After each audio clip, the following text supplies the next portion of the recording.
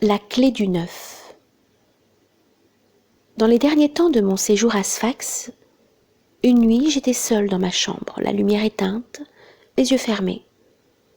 Je ne parvenais pas à m'endormir, lorsque soudain, blanc sur noir, de la grandeur de 10 centimètres environ, m'apparut le nombre 18. Pendant que je le voyais, étonnée, me demandant ce que cette vision signifiait, une voix intérieure me donna un ordre. « Lève-toi, prends un crayon et du papier, et inscris ce nombre. » J'obéis, curieuse de connaître la suite. La voix reprit pressante. « Compte 1 plus 8 égale 9. Additionne 9 plus 9 égale 18. 1 plus 8 égale 9. Puis 18 plus 18 égale 36. 3 plus 6 égale 9.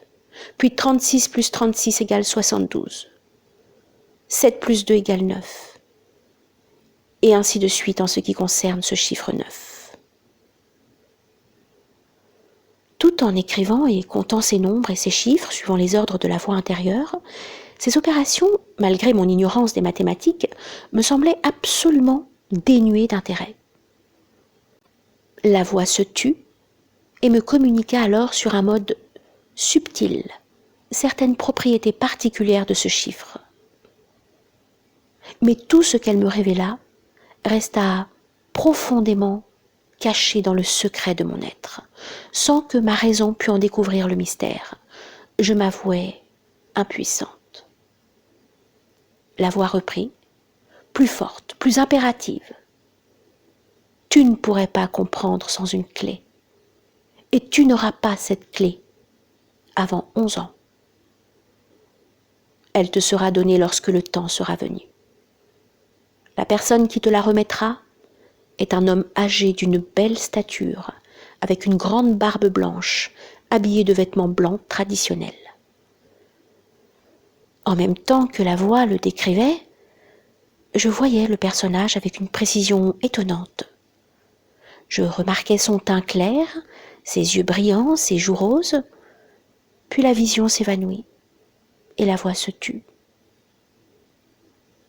J'allumai ma lampe de chevet. J'ouvrais les yeux, reprenant contact avec le monde extérieur. Mon indifférence du début avait fait place à la curiosité, puis à l'intérêt. Finalement, j'étais intriguée, attirée par toute une science secrète entrevue sous la forme des chiffres et qui me semblait en être l'âme.